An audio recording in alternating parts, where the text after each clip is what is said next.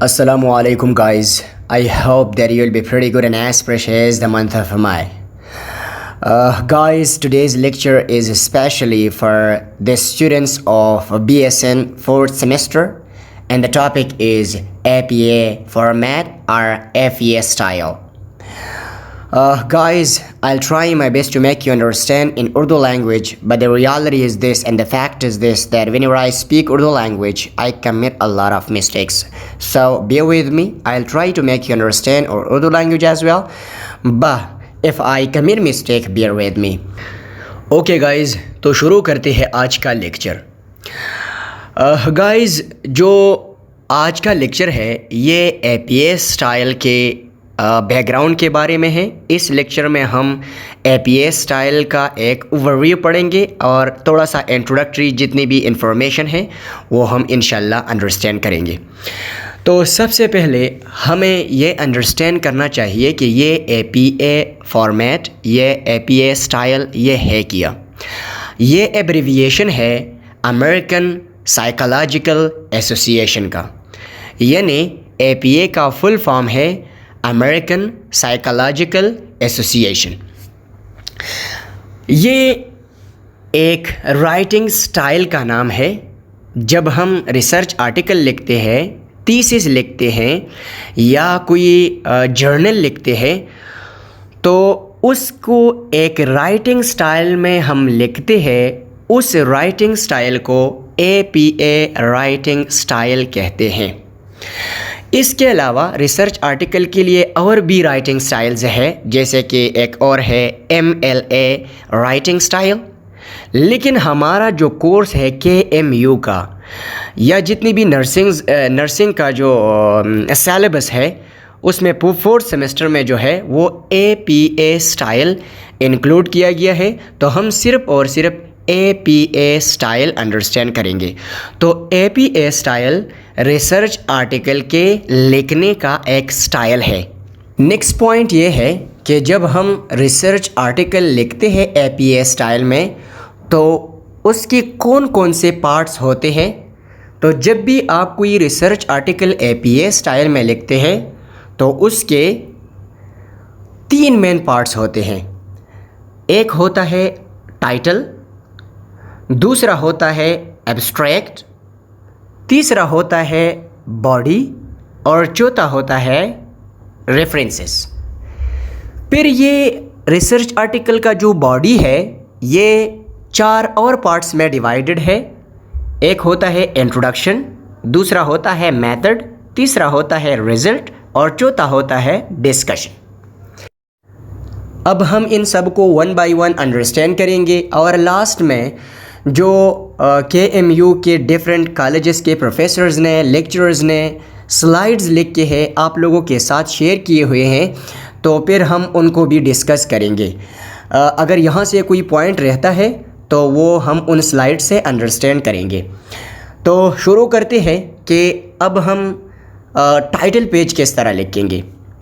Title page research article का पहला page होता है और उसे टाइटल पेज इसलिए कहा जाता है क्योंकि इस पेज पे रिसर्च आर्टिकल का जो टॉपिक होता है, रिसर्च आर्टिकल का जो टाइटल होता है वो इस पेज पे लिखा हुआ होता है.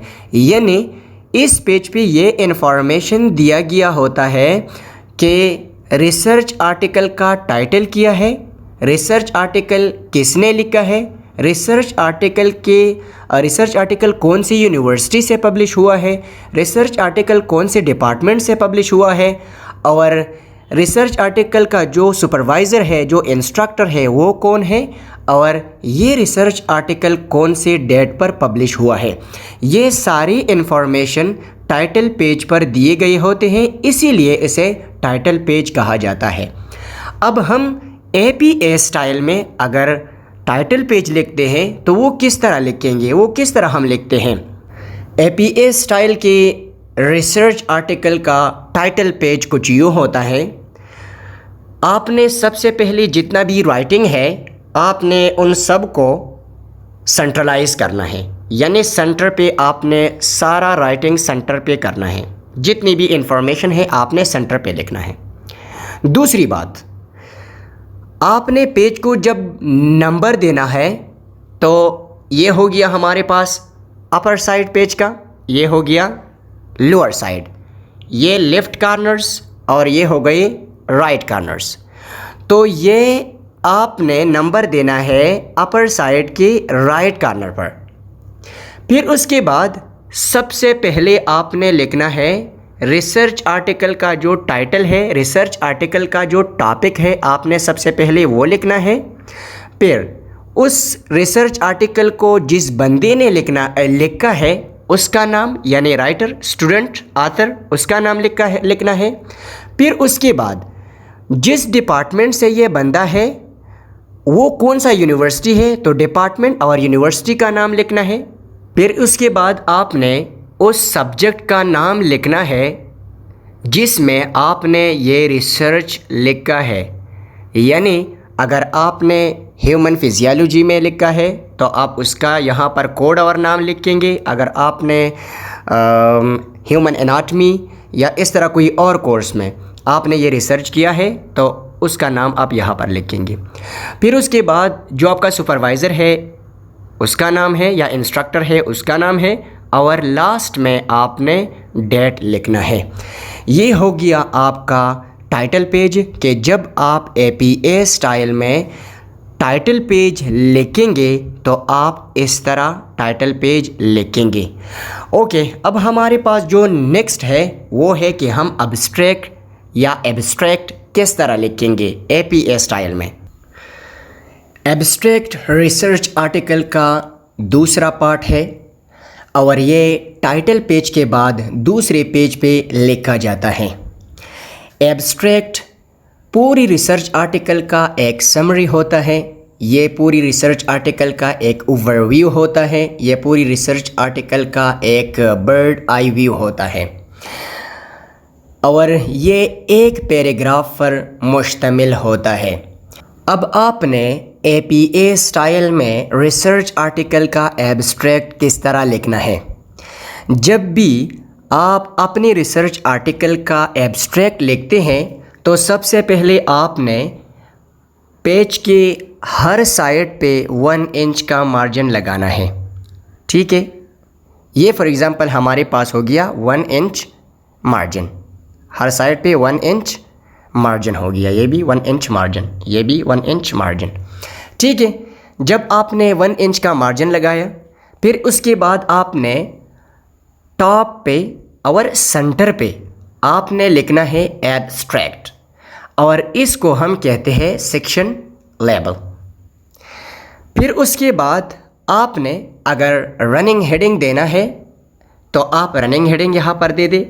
अगर आपने रनिंग हेड पूरी पेपर रिसर्च आर्टिकल में नहीं देना तो फिर यहाँ पर भी नहीं देंगे। अगर आपने पूरी रिसर्च आर्टिकल में रनिंग हेडिंग देना है तो फिर या रनिंग हेड देना है तो फिर आपने एब्स्ट्रैक्ट पे भी रनिंग हेड लिखना है, इसको रनिंग हेड कहते हैं। ये हर पेज पे फिर आता है और ये रनिंग हेड आपने पेज के अपर साइड के लेफ्ट कॉर्नर पे लिखना है।